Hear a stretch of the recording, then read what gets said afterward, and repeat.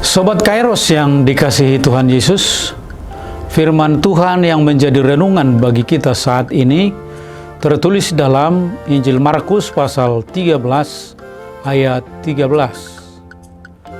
Kamu akan dibenci semua orang karena namaku, tetapi orang yang bertahan sampai pada kesudahannya, ia akan selamat. Demikian firman Tuhan. Sobat Kairos, pada umumnya setiap kita tidak akan senang kalau dibenci orang lain. Kita lebih senang dan bahagia jika orang banyak menyukai kita. Makanya ada ungkapan mengatakan 1000 teman sangat sedikit dan 1 musuh terlalu banyak. Namun tidak selamanya kita bisa disukai semua orang. Sebab di sana sini kita berbeda dan tidak mungkin bisa menyenangkan semua orang. Sebaik-baiknya kita, pasti ada saja yang tidak menyukai atau membenci kita. Firman Tuhan hari ini mengingatkan kita memilih percaya dan beriman kepada Tuhan Yesus ada konsekuensinya, yakni dibenci semua orang, yaitu orang yang tidak menyukai kaidah dan ajaran Tuhan Yesus.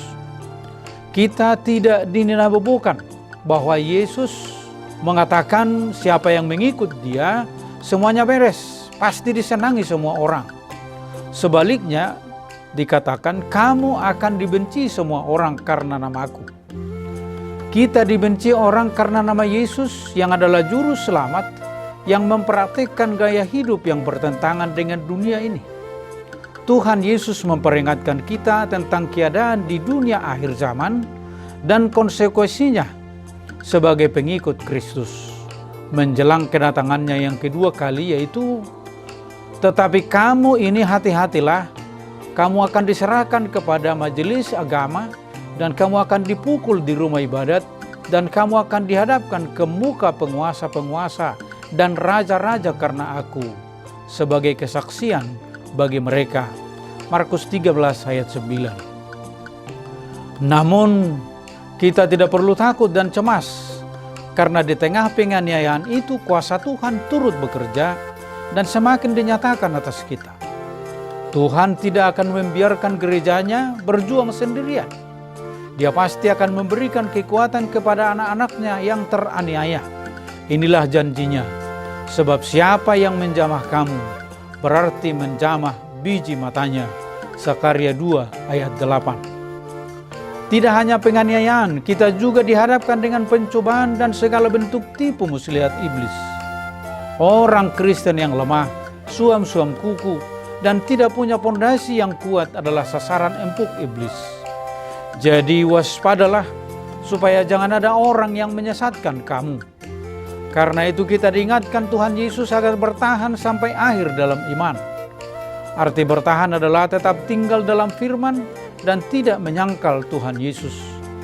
Oleh karena itu kita harus mengakar kuat di dalam Kristus setiap hari.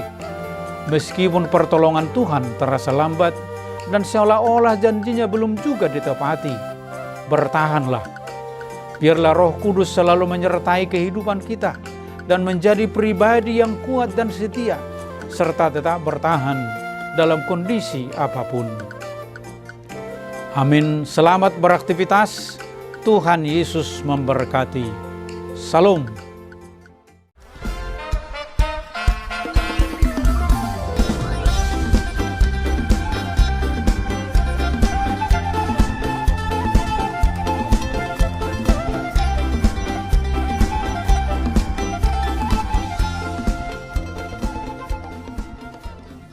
Tahun ini merupakan tahun yang bernuansa kesatuan hati bagi seluruh gereja HKBP.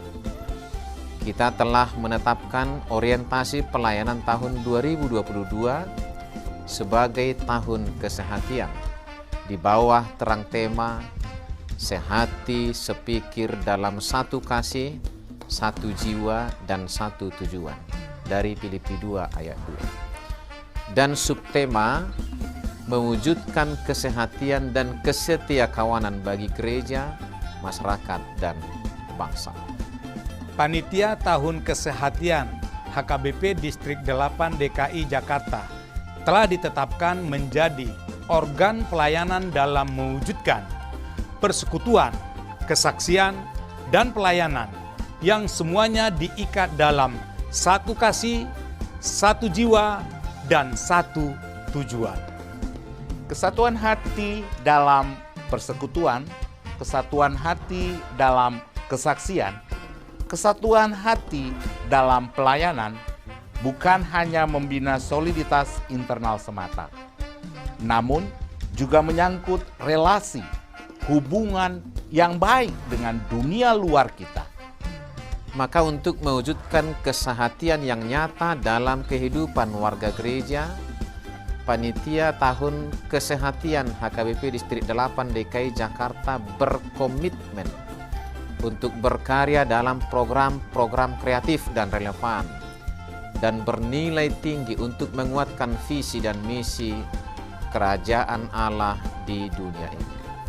Kami mengajak seluruh elemen gereja, baik pelayan penuh waktu, pelayan takbisan dan non-takbisan, serta seluruh jemaat dan para pemerhati lintas denominasi, mari bersama-sama mendukung dan mensukseskan seluruh program-program pelayanan yang telah ditetapkan, baik dalam doa, daya, dan dana.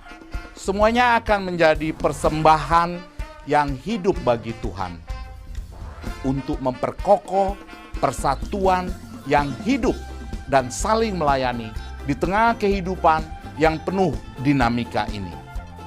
Marilah saling mendoakan, saling menopang, serta bertolong-tolonganlah menanggung bebanmu. Demikianlah kamu memenuhi hukum Kristus. Horas, horas, horas!